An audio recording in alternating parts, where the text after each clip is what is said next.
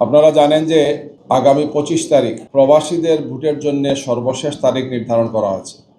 গুরুত্বপূর্ণ একটি বিষয় যে আমাদের প্রবাসীরা এই বছরই প্রথম এই ত্রয়োদশ জাতীয় সংসদ নির্বাচনে তারা প্রথম ভোটাধিকার প্রয়োগের সুযোগ পাচ্ছে।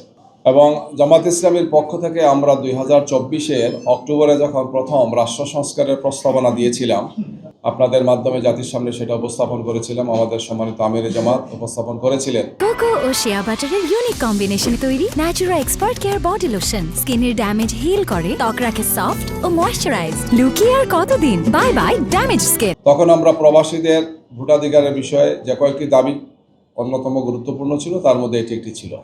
এই ধারাবাহিকতায় আমাদের প্রবাসীরা ভোটাধিকার দেওয়ার সুযোগ পেয়েছেন, তাদের ভোটার রেজিস্ট্রেশন হয়েছে, তারা ভোট দেবেন। কিন্তু আমরা খুব আশ্চর্য লক্ষ্য করলাম যে আগামী 25 তারিখ বলা হয়েছে যে তাদের ভোট দেওয়ার সর্বশেষ তারিখ। 21 তারিখ আমাদের প্রার্থীরা তাদের প্রতীক পেয়েছে।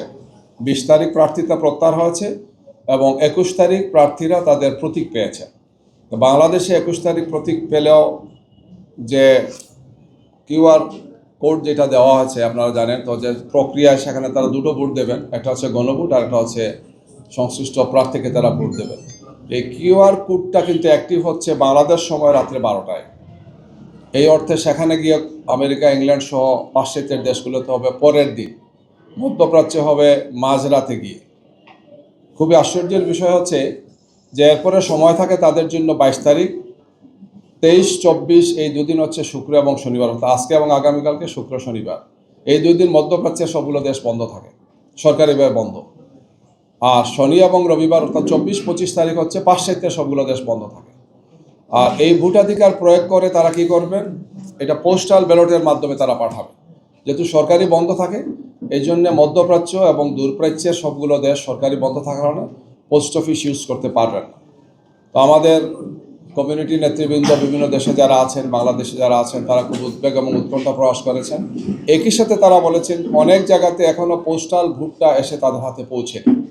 যেখানে পোস্টাল ভোটটা পৌঁছেনি, এর সাথে আবার আরেকটি সমস্যা হচ্ছে, যেটা বললাম যে এই 23-24-25 3 দিন বন্ধ।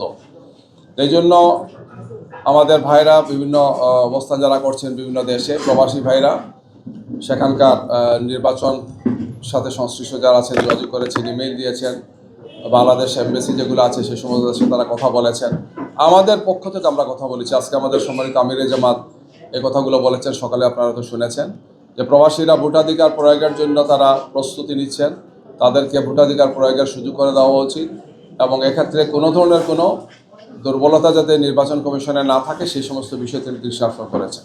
আমরা আপনাদের মাধ্যমে আবার বলতে চাচ্ছি নির্বাচন কমিশনকে যে বিষয়টিকে অত্যন্ত গুরুত্বের সাথে নেওয়া উচিত, যে আমাদের প্রবাসীরা দীর্ঘদিন থেকে উন্মুখ হয়ে বসে আছেন, তারা ভোটাধিকার প্রয়োগ করবেন, কিন্তু এই পরিস্থিতিতে অনেকের ব্যালট পেপার পৌঁছেনি, পোস্টাল ব্যালটটা পৌঁছেনি, আর যাদের হাতে পৌঁছেছে তাদের দেওয়ার জন্য অত্যন্ত কম সময় তারা পাচ্ছেন।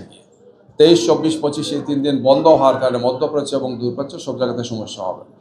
তো আমরা নির্বাচন কমিশনের দৃষ্টি আকর্ষণ করে বলতে চাই যে এই বিষয়ে তারা চিন্তা করা উচিত এবং সম্ভব হলে, এটা আমরা মনে করি সম্ভব, যে তাদের আর একটু সময় বাড়ানো উচিত। 1 সপ্তাহ সময় কমপক্ষে বাড়ালে আমাদের প্রবাসী ভাই বোনেরা তাদের ভোটাধিকার প্রয়োগের ক্ষেত্রে তারা কার্যকর পদক্ষেপগুলো নিতে পারবেন। যাদের পোস্টাল ব্যালট পৌঁছে নাই, ইতিমধ্যে সেই পোস্টাল ব্যালট পৌঁছে যাবে।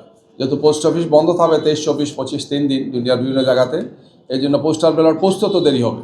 এই জন্য কমপক্ষে আরও 1 সপ্তাহ যাতে তারা সময় বৃদ্ধি করেন তাদের ভোটাধিকার দেওয়ার জন্যে, এই বিষয়টিকে দৃষ্টি আকর্ষণ করে আমরা নির্বাচন কমিশনকে অনুরোধ জানাচ্ছি তারা এই বিষয়ে প্রয়োজনীয় পদক্ষেপ গ্রহণ করবেন।